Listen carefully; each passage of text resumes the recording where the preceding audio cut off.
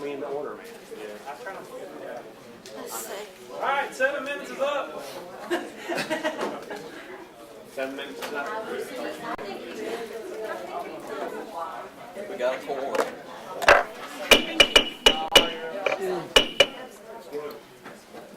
Well, the little girl didn't have to have her shots. Thank you, Mr. Chairman. Really? Doctors, lives and hands not to do it.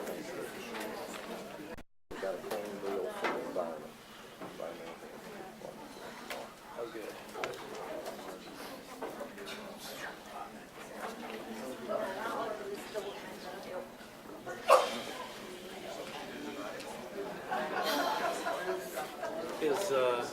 Oh, there he is.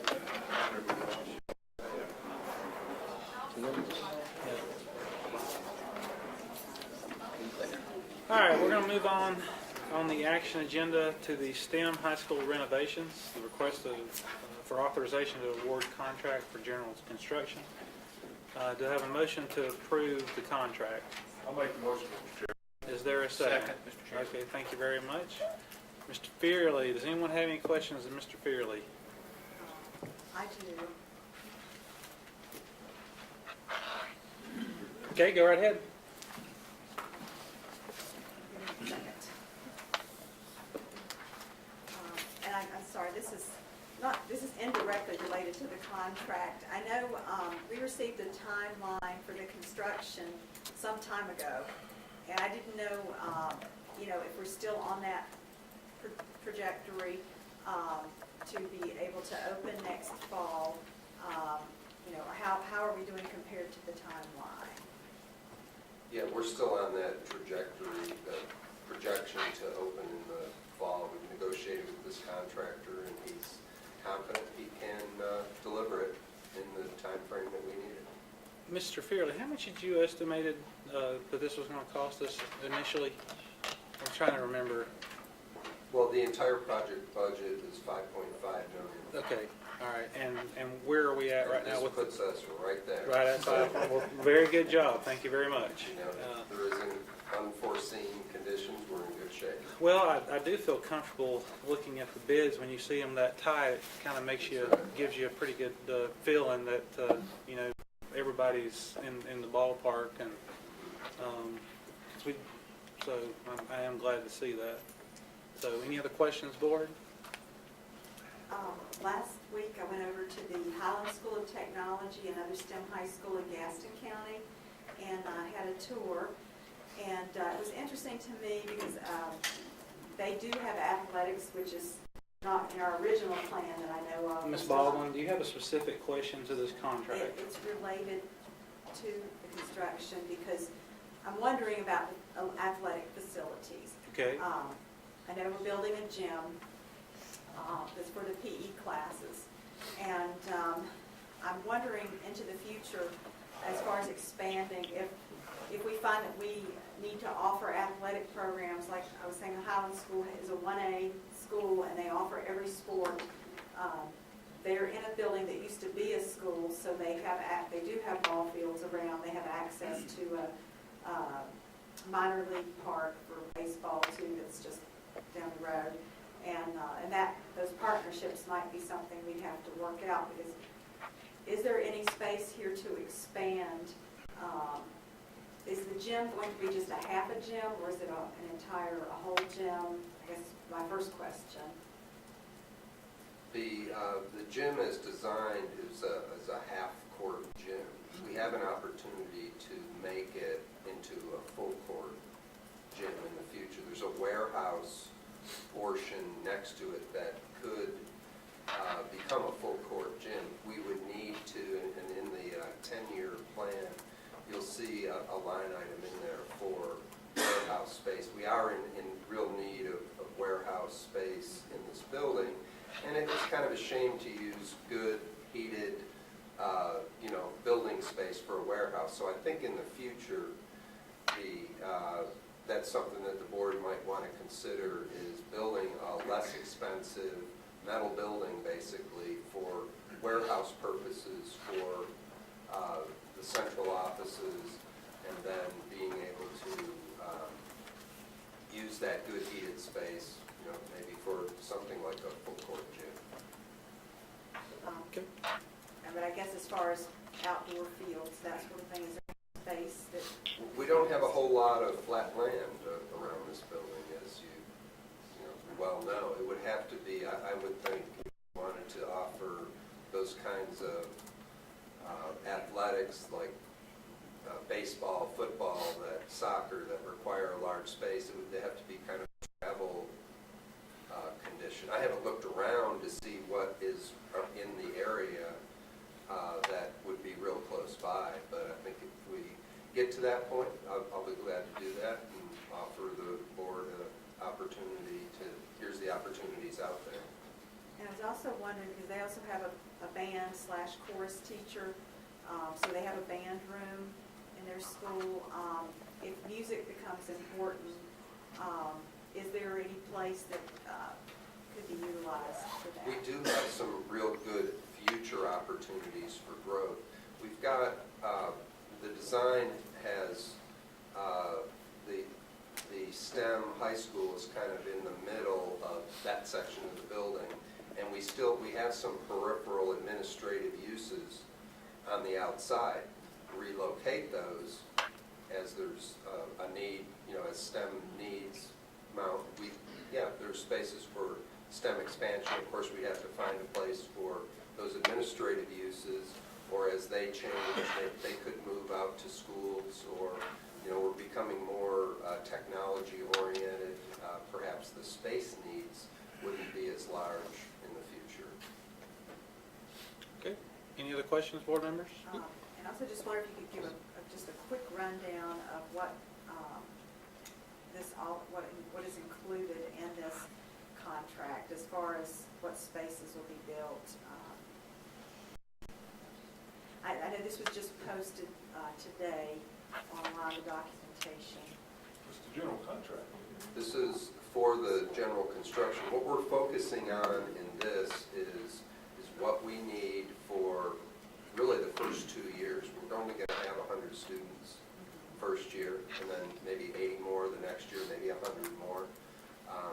This does not involve every bit of build-out of the facility for a 4-year school. There would be places sitting empty,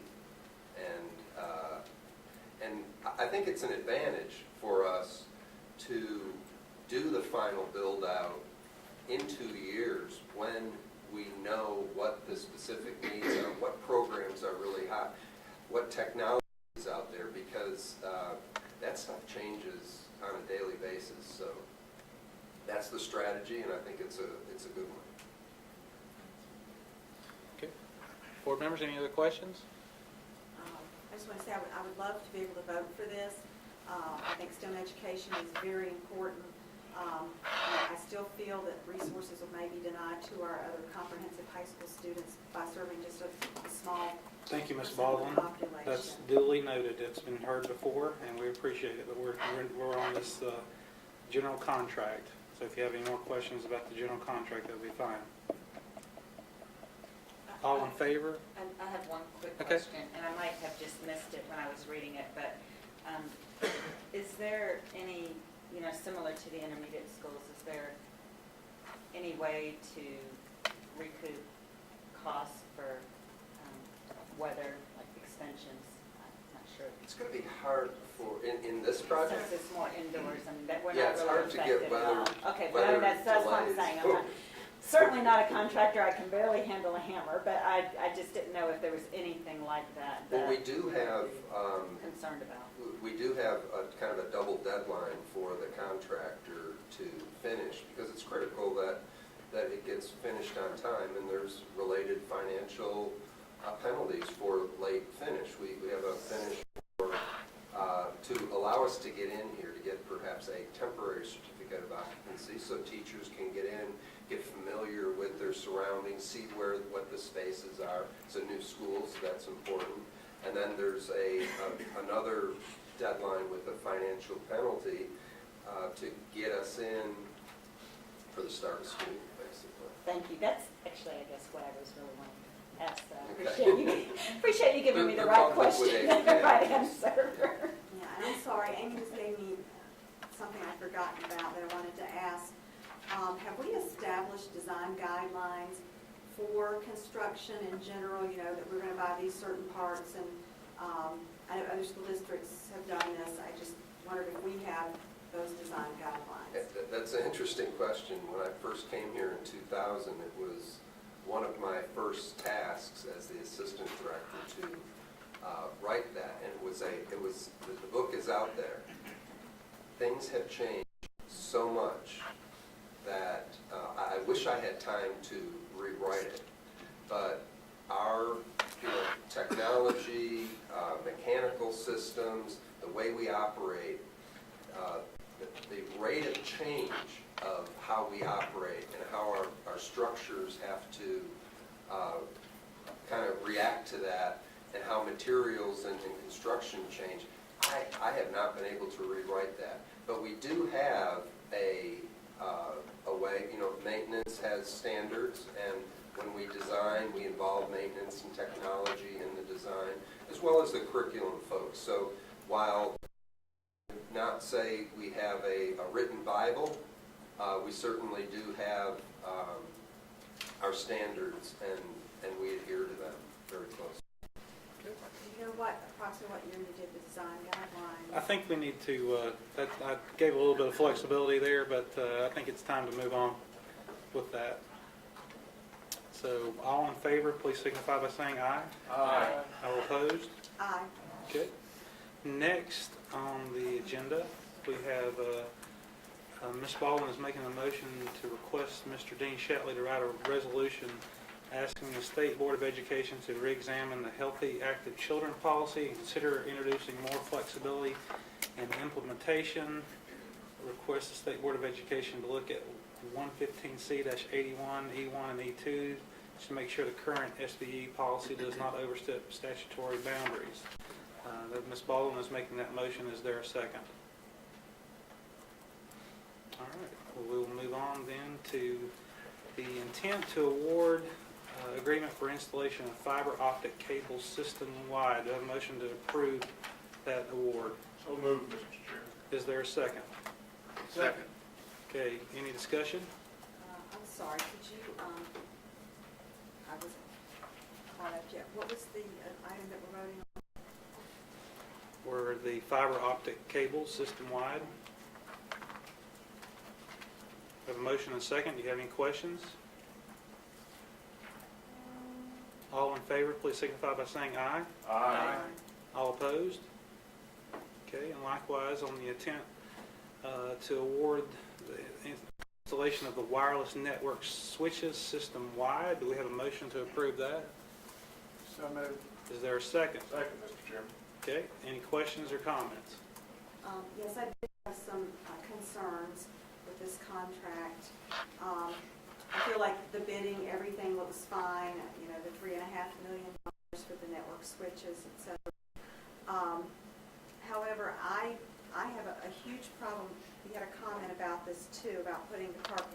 horse. It's actually the horse before the cart. Well, I think that's what he meant. That's what I mean anyway. I have a really big problem not being able to see how the end user is going to benefit. I don't see an overall long-range plan for this money, and there's opportunity costs. If we go with a Cadillac system, which is what it appears to be, are we going to fully utilize this system from day one? I want to see us out there with the plan, ready to move, and maximizing this $3.5 million network. I don't see the plan, and I'm very disturbed by this. This has got to be something that I can see that it's going to benefit the teachers immediately, that they can utilize this for learning. I don't see a plan for how the teachers are going to use all of this capacity.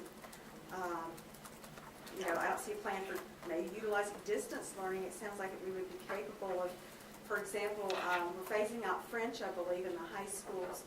And if there's kids who want to take French, we could have one teacher in one high school, and we could be doing a virtual classroom and projecting that to these kids in all the other high schools. I want to see the plans for these things.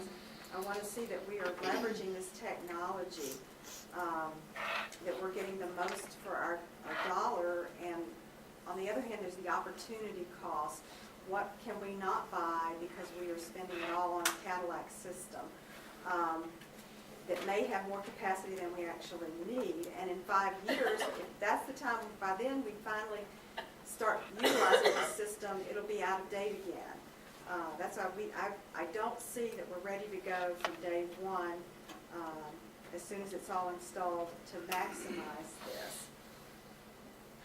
Dr. Fuchs, I want to thank you for presenting the plan to us in several work sessions. I think there's been adequate information that you've supplied to us. You've done a great job, you and your staff.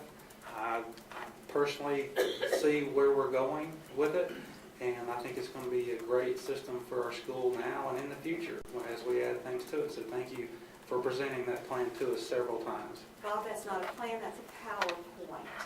A plan is very specific, and I'm not seeing that. I don't see the long-range Okay, plan. we recognize you, Ms. Baldwin. Does anyone else have any comments? Mr. Chair, I agree with what you said. I think it's important to note, and I don't want to give credit to the wrong place. I don't know whether the public comment person made the statement or Ms. Baldwin made the statement, or maybe both did. But I think it's important to note, Dr. Baldwin, correct me if I'm wrong, we don't have a lot of flexibility with this $5 million. This is specifically designated money that came out of this session of the legislature. Am I correct in that?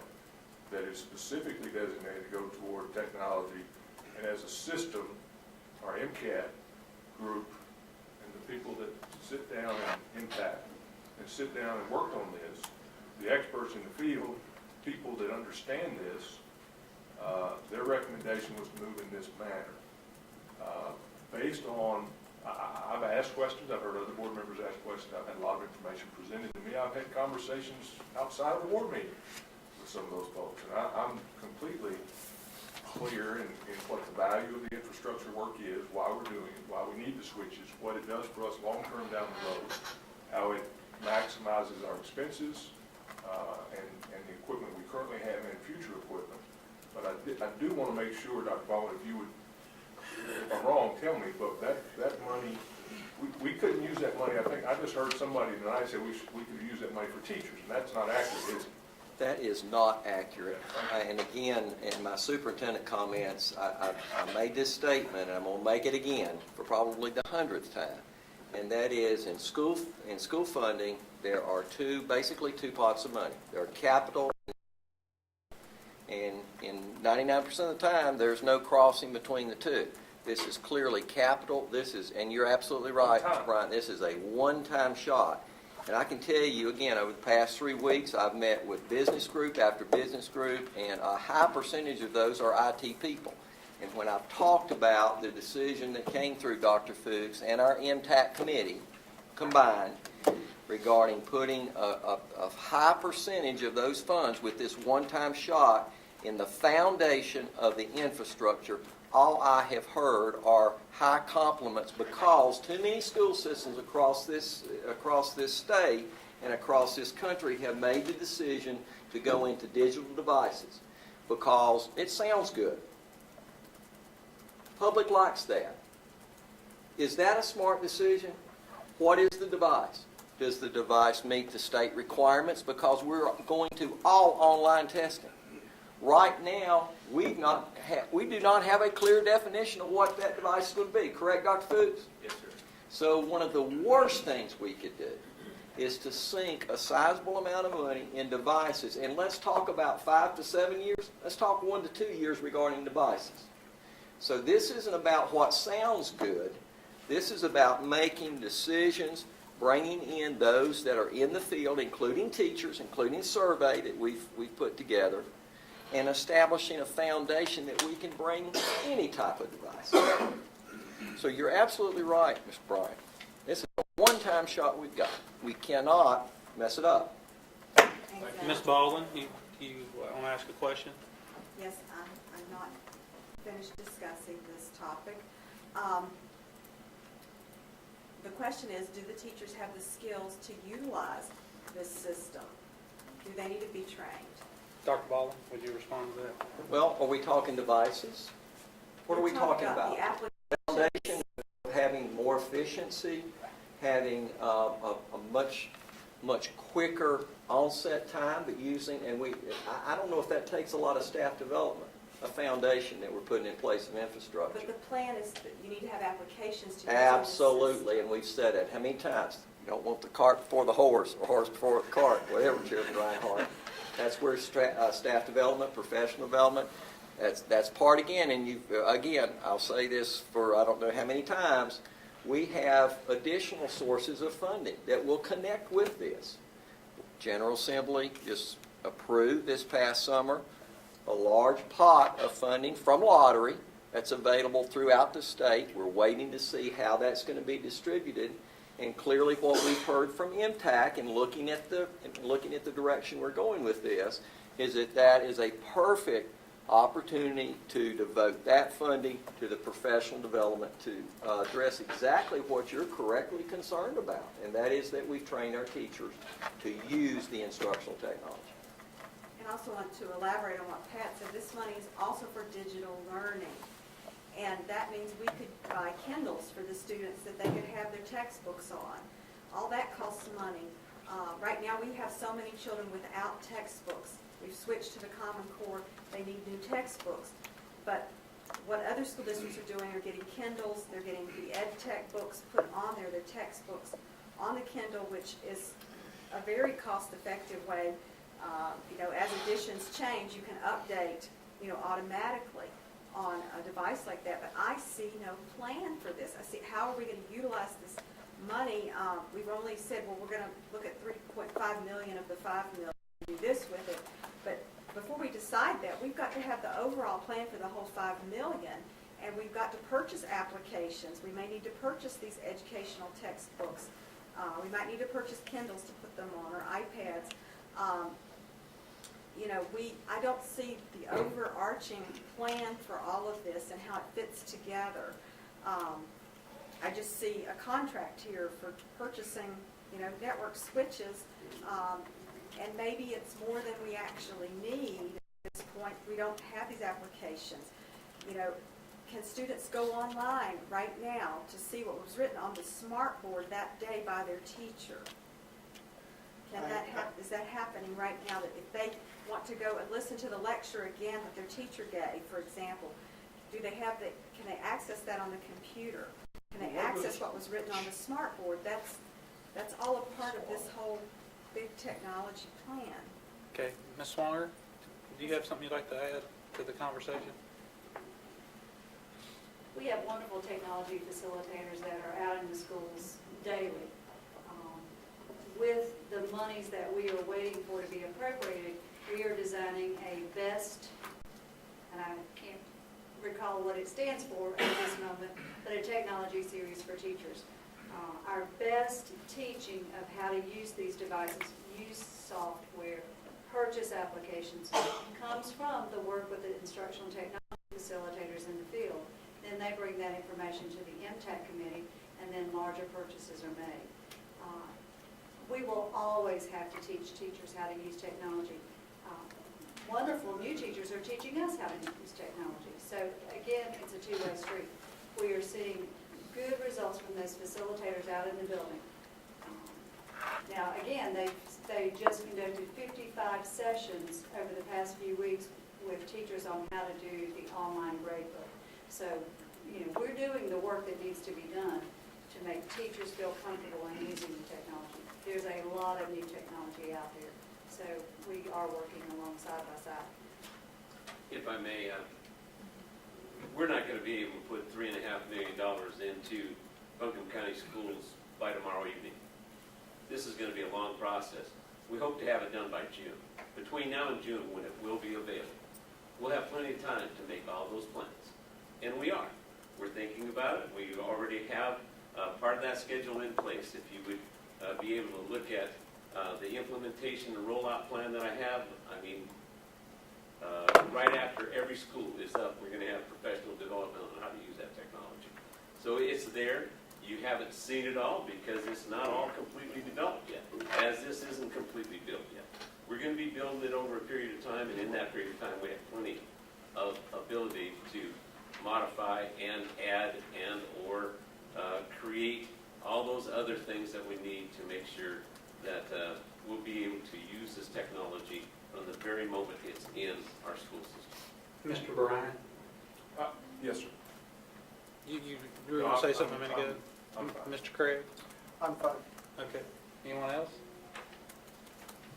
I just want to close by saying, I am all in favor of expanding, making our system work faster, and upgrading network switches. But I can't vote for this unless I see a plan for the whole $5 million, that includes the teachers, includes the applications, maybe education textbooks for the kids. It's all about the classroom. It's all about teaching and learning. And I need to see how it all fits together. I don't want to see a few pieces of the puzzle. I need to see the puzzle entirely put together in a long-range plan. All right. All in favor, please signify by saying aye. Aye. All opposed? Aye. Okay. All right. I believe that we now have the consent agenda. Do we have a motion to approve the consent agenda? Is there a second? I'll give Mr. Pless made the motion, and I'll second it. all right. All in favor, please Well, signify. could I ask a question, please, about the Yes. academic calendar? Dr. Baldwin or Ms. Swanger, it always worries me, and you always put my mind at ease. Election Day 2014, I believe we're in school. Am I accurate with that or not? You are accurate. And we will be, while it's an off year, we will have many more precincts than what we just went through with the actual city in a much smaller. We're okay with that because so many of our gyms and we're okay with it. Okay, thank you. All in favor of Well, approving the since excuse me, since he mentioned the calendar, I have a question that I'm very concerned about, and I think Dr. Baldwin may be addressing this. I just wanted to check in with him. Schools like the community high school that have a shorter school day that start at 8:30 and end at 3, or maybe they end at 2:20. I'm sorry, or 2:30, because of the busing situation. Is there a plan, perhaps, to do as some other school districts do, and they take the kids home later, bus them directly home instead of back to their home school as you do in the mornings? Because the early release days are killers for those schools, because the kids don't even bother to show up because there's not enough time to learn anything. They're just on the bus most of the time. So that's my big concern with the calendar. Or is there a way, maybe they don't have the 2-hour early releases at the community high school or other schools. I don't know if early college is affected by this or not. That was my only concern with the calendar, is how it affects those schools. folks, in the future, if you want to have discussion about anything on the consent agenda, please let me know and I'll move it off, please. Yes, sir. Apologies. All in favor, please signify by saying aye. Aye. All opposed? Okay, we have several policies for first reading. We have, coming up in a couple of weeks, the North Carolina School Board Association Annual Convention, November 18th through the 20th. Public Policy Conference in, is it Wilmington? Yes, sir. Yes. It's in Wilmington, December 5th and the 6th. And please note that our next Board of Education meeting will be on the second Thursday of the month, December 12th at 6:30. Do I have a motion to adjourn? So moved. All in favor, say aye. Aye.